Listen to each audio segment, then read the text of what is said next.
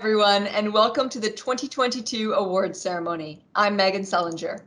And I'm Heather Smythe. We are your English Awards coordinators, and we're delighted to have you join us for the second virtual celebration. I know we said we wanted to make last year's online event a singular experience, but it worked so well we decided to do it at least once more virtually, with every hope that next year we'll be back in person with all of you in the room with us. And we'd like to begin by recognizing that the work we do takes place on the traditional territory of the Attawandaron, the Anishinaabe, and the Haudenosaunee peoples. The University of Waterloo is situated on the Haldimand Tract, land promised and given to 6 nations, which includes 6 miles on each side of the Grand River.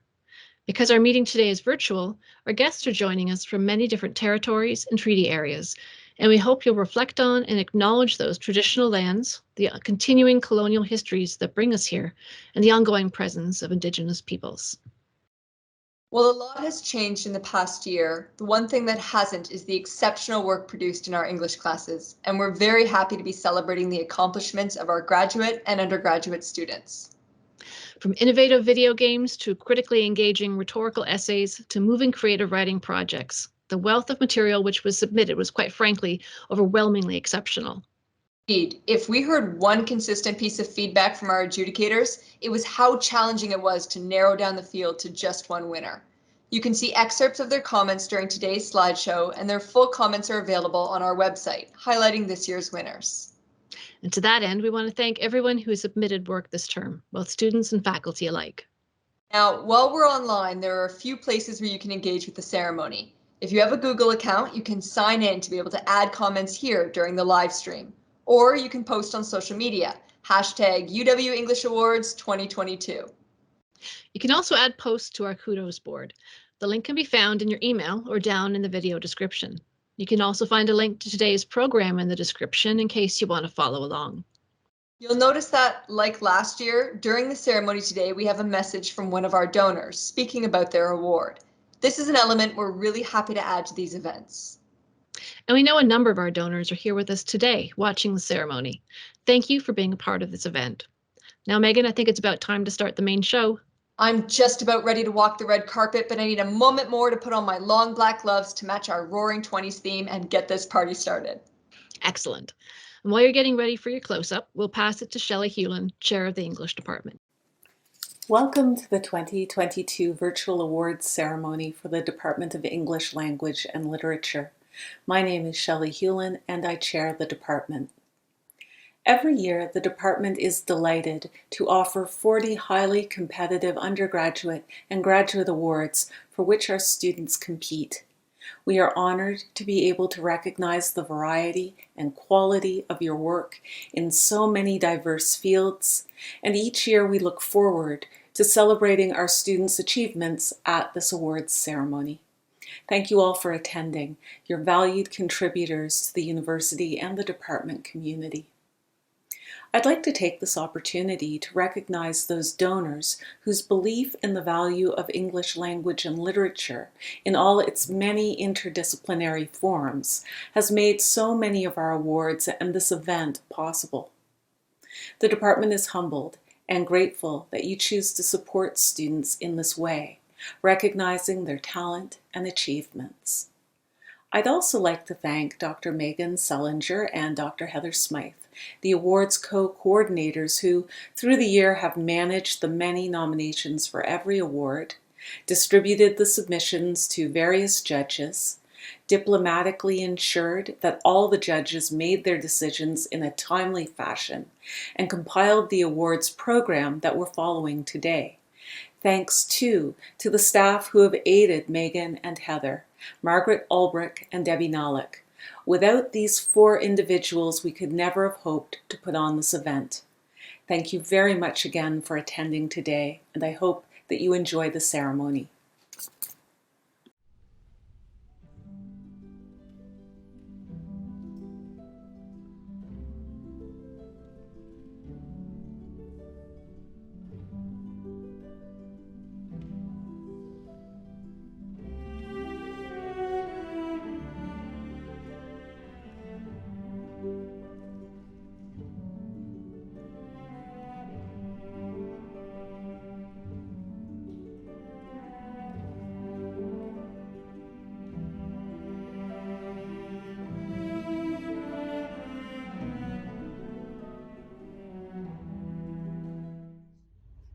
The ink boat. My father's words have no sound. They're a special kind that, despite making no noise at all, can be seen or touched or tasted or felt by all the other senses. My father's words saved us from the flood. When the rain finally stopped on the fourth morning, we awoke to find ourselves completely stranded. The Yangtze had engulfed the banks, transforming the lush paddies around us into a murky ocean and our house into a lonely island. By then, the water had spilled over the wooden doorstep and pooled into a thick, sloshing layer over the ceramic tiles on the first floor. My mother rushed to pull our belongings out of the water's reach, and so we shared our bedrooms with curious stacks of electronic appliances, bamboo parlor furniture, and vats of pickled radish. My father was less concerned with miscellaneous keepsakes, wading through our living room only to retrieve his calligraphy box and a stack of thin rice paper, which he spread on the roof to dry in the sun. Quietly, he took up the bamboo handle of his brush, dipped the frayed tip in the ink so that the white hairs were collected into a sharp black point, and began to write. 6 strokes total to write Zhou, the Chinese character for boat. On 6 strokes of black ink, my family sailed away from our sinking house through the flooded countryside. Trees and apartment buildings sprouted from the water like rice stalks, their empty windows and battered branches reflecting in the brown ripples below. Occasionally, the ink boat rocked, and I was afraid for a moment that the water might dissolve its black edges, but then I remembered why my father didn't wear white when he wrote. My father rowed us along with a sturdy horizontal brushstroke, his hands black from its ink handle. Even as a child, I could see the stains had a fleshier, warmer tint that was more like blood or bruising than calligraphy ink. Despite the destruction in the streets, I imagined we were in Venice as we passed through the abandoned city. A statue of Buddha was submerged in the floodwater. Only the smooth top of his golden forehead bobbed above the muddy surface. I pressed my hands together and whispered a prayer as we passed. I don't know if my words were heavy enough to sink to where his ears were somewhere beneath the cloudy depths. This was a long time ago, when I was a child who thought that this magic existed everywhere, but not all words can be seen and felt the way my father's could.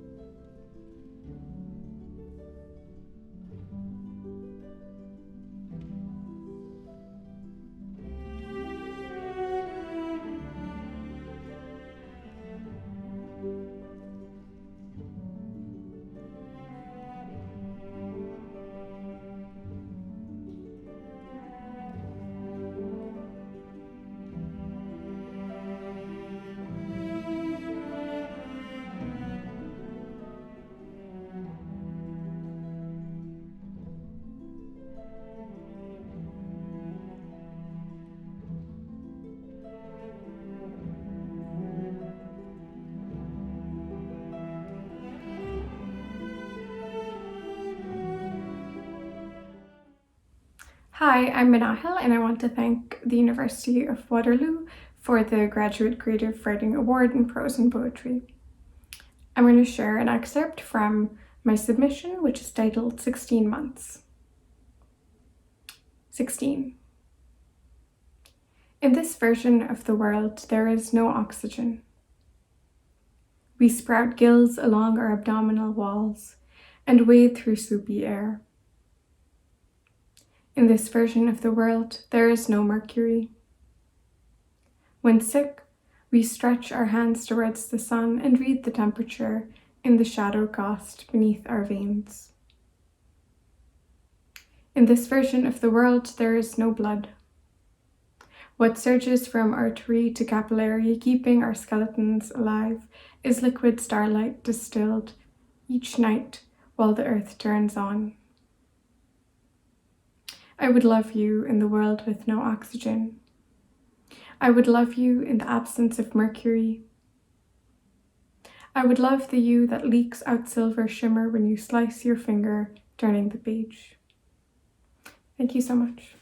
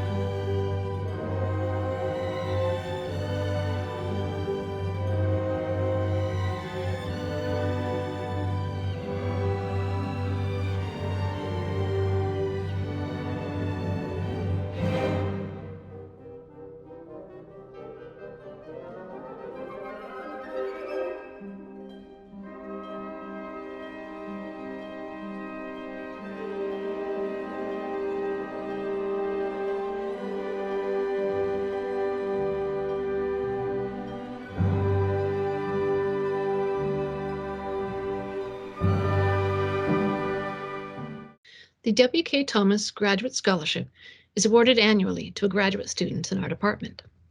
Thank you to the donors, the Thomas family, for sending us a message that we can read during today's ceremony.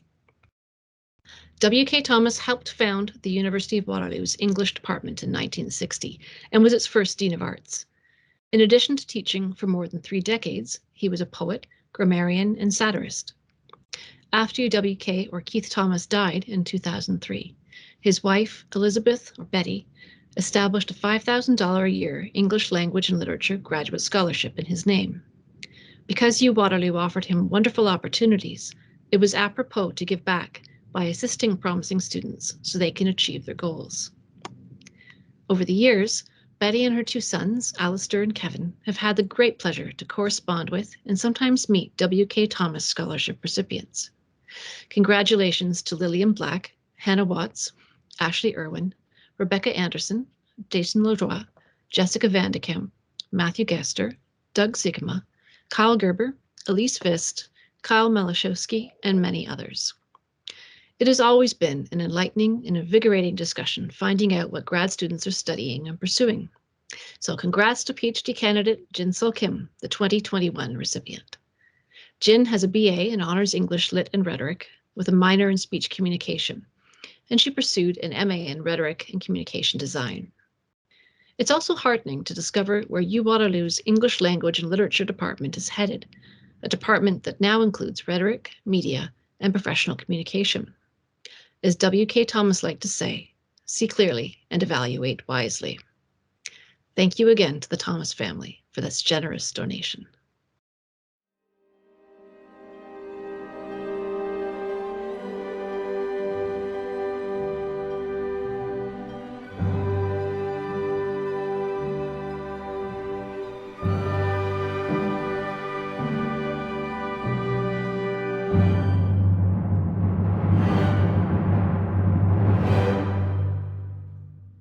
And this brings us towards the end of our ceremony.